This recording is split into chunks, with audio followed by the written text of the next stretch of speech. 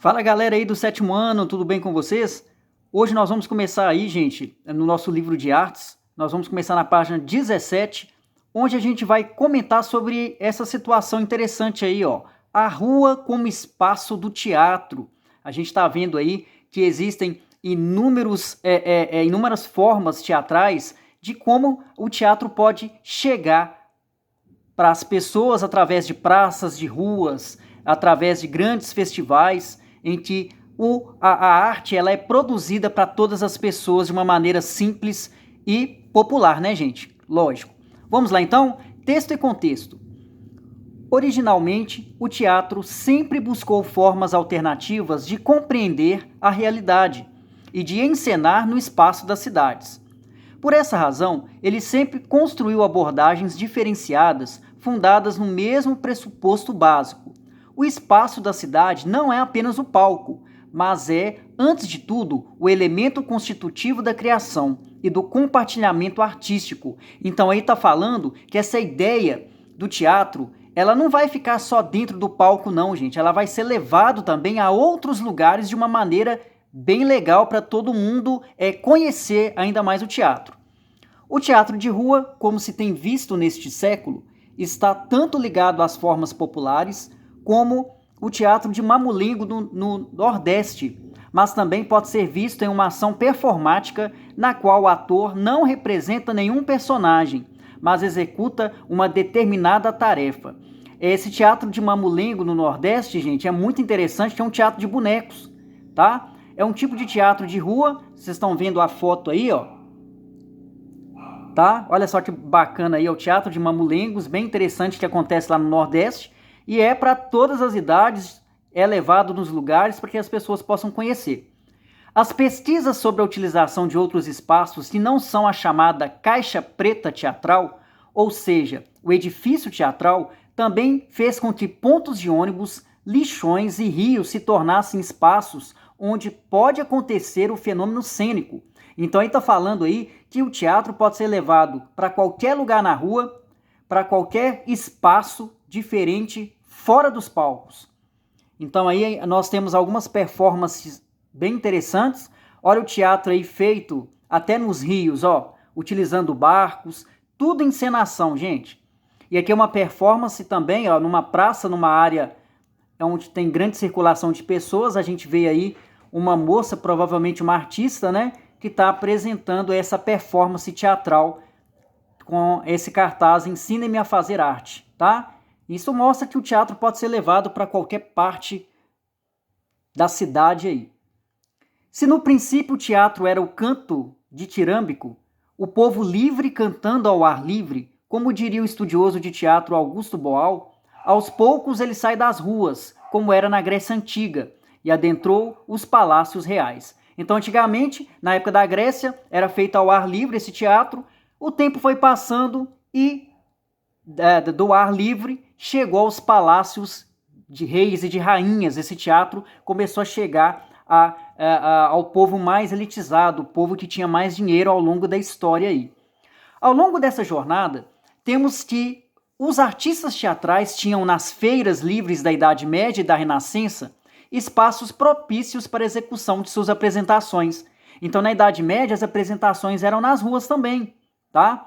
Além disso, dado o grande sucesso que faziam em meio ao povo, reis da época convidavam os artistas para adentrar os espaços do palácio para entreter a corte. Então, aqueles artistas que faziam sucesso nas ruas, os reis da época da Idade Média chamavam esses artistas para apresentarem dentro dos palácios reais. Essa ida dos artistas de rua, em sua maioria malabaristas e atores, aos palácios reais fez com que os reis também construíssem, para o agrado do povo, os chamados edifícios teatrais, o teatro. Para os atores de rua, amigos do rei, o teatro era, enfim, uma morada para suas encenações. Olha só o que aconteceu. Com a ida dos artistas de rua para os palácios reais, os reis da época começaram a construir os edifícios teatrais. Que são os edifícios teatrais? Os teatros, os locais onde iriam acontecer as apresentações teatrais.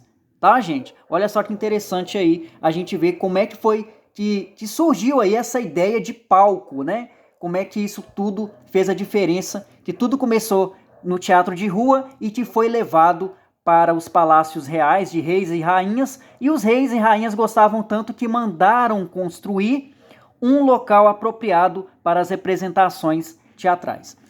É necessário ressaltar um pouco mais a trajetória dos artistas de rua da Itália, que viveram entre os séculos XVI e XVII, os chamados artistas da commedia dell'arte, que significa ser comediante por ofício, ou seja, como trabalho. Com esse aval, os artistas de rua levavam, de cidade em cidade, suas improvisações muito bem elaboradas, por meio do jogo cômico, e também pressionavam ao usarem máscaras. Os mambembes da comédia dell'arte tinham, assim como Tespes na Grécia Antiga, uma carroça que virava palco. Nesta, os atores moravam, faziam seus figurinos, maquiavam-se, confeccionavam suas máscaras, etc. O sistema de improvisação, o uso das máscaras e o virtuosismo corporal fizeram com que quase toda a Europa conhecesse esses artistas. Então a gente está vendo aí que os artistas da Itália no século XVI e XVII, que tem esse nome aí os artistas têm esse nome de comédia dell'arte, eles usavam uma carroça igualzinho como o artista na Grécia Antiga chamado Tespes usava também uma carroça. Ele ia para os lugares e apresentava de uma maneira muito bacana, tá? Bem legal mesmo. Então dá pra gente notar aí que tudo começou também na rua, de uma forma simples e bem significativa, tá, gente? Então isso é maravilhoso mesmo, tá? Vamos saber mais detalhes? Então vamos lá. A comédia dell'arte tem sido referência na construção da história do teatro ocidental desde o seu aparecimento no século XVI. Esse gênero teatral surgiu na Itália, em contraposição ao teatro literário culto, ou a comédia erudita. Então, olha aí, ó, a comédia dell'arte tem sido a referência na construção da história do teatro ocidental desde o seu aparecimento no século XVI. Esse gênero começou na Itália, tá? Em contraposição ao teatro literário, culto ou a comédia erudita. Então, essa ideia da comédia dell'arte, de fazer a arte na rua, foi totalmente diferente com aquela ideia que se tinha do teatro literário, tá? Ele tem como base o trabalho do ator, que constrói seu espetáculo prescindindo do texto, seguindo apenas um roteiro, que tem o nome de canovaccio, ou seja, um esboço que norteia sua criação. Então ele está falando aí que o ator ele vai criar um roteiro, que é a história, né, que vai ser contada. Ele é anterior ao aparecimento da comédia dell'arte, como a conhecemos hoje, pois considera-se que esse esboço já existia em certas formas de teatro praticadas em espaços públicos, inclusive em feiras por acrobatas. A comédia dell'arte subverte a relação hierárquica que há entre a importância do texto e o trabalho do ator. Essa ruptura nessa relação hierárquica ocorre na medida em que a base do acontecimento teatral, na linguagem proposta pela comédia dell'arte, é a criação do ator em determinada situação.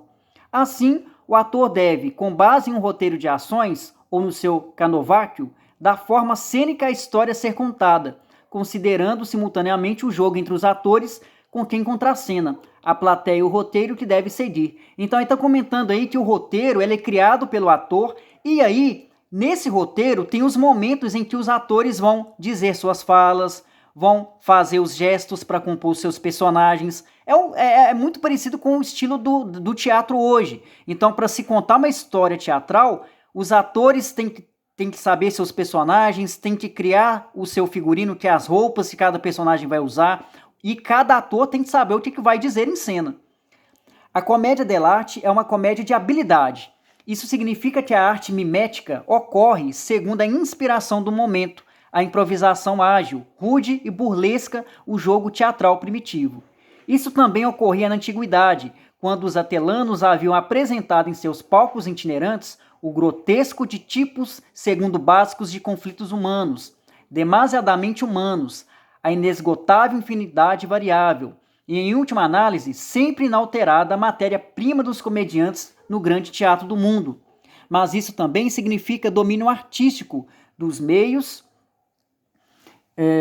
de expressão do corpo, reservatório de cenas prontas para apresentação em modelos de situações, combinações engenhosas, adaptação espontânea do gracejo à situação do momento. Então ele está comentando que esses artistas de rua, além de seguirem um roteiro, cada ator tinha que saber o que queria dizer em cena, tinha que fazer seu próprio figurino, eles tinham que contar essa história de uma maneira bem significativa. E geralmente essa história que era contada era uma história contada de acordo com o dia a dia das pessoas, para que as pessoas pudessem entender a história, né? E se familiarizarem com os personagens, com a história que estaria sendo contada.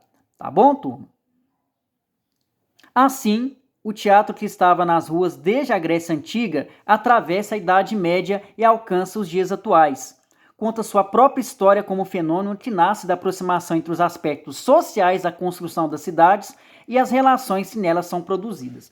Aqui, nessa página 19, eu vou estar só resumindo para vocês, vai mostrar claramente que como que o espaço público ele vai romper com essas barreiras sociais, é o que nem está dizendo aqui, ó. No espaço público, a arte rompe as barreiras sociais e vai chegar até ao público que não conhece o teatro. Então, assim, tem pessoas que até hoje nunca viram um teatro de perto. Então, a ideia de levar o teatro para a rua, para a praça, é algo muito bacana e que em Belo Horizonte, por exemplo, tem lá sempre festivais de teatro em que as praças são tomadas por teatros para todo mundo assistir, para criança, para adulto, para idoso. Muito bacana mesmo essa política de popularização dessa arte, tá bom? Pessoal, é o seguinte, eu vou estar deixando também um vídeo sobre a história do circo, que é bem interessante para vocês entenderem que o circo também tem essa ideia de levar o espetáculo para o maior número de pessoas possível, que o circo é algo bem popular, e aí vocês vão fazer essas atividades aqui que estão aqui, ó, na página, eu vou mostrar para vocês, que estão aqui na página 20, peraí só um minutinho, deixa eu ver a página aqui, gente. Vocês estão aqui na página 25, tá? Vocês aqui, ó, vocês vão fazer só a questão 1 e a questão 2. A questão 1 é para pesquisar a história do circo, tá? Onde que vocês vão colocar pouca coisinha, viu, gente, a respeito da história do circo. Não é para colocar muita coisa. Vocês vão colocar algumas coisas interessantes que vocês acharam da história do circo, tá? Aqui é o seguinte, vocês vão pesquisar como é que são feitas as peças de teatro de Mamulengo. Então vocês vão pesquisar aí um pouquinho da história aí do teatro de Mamulengo, tá? Para estar colocando aí nessa atividade que vocês terão que me entregar. Vocês vão fazer só a questão 1 e a questão 2 da página 25. Tá bom, turma? Então tá jóia então. Muito obrigado, viu?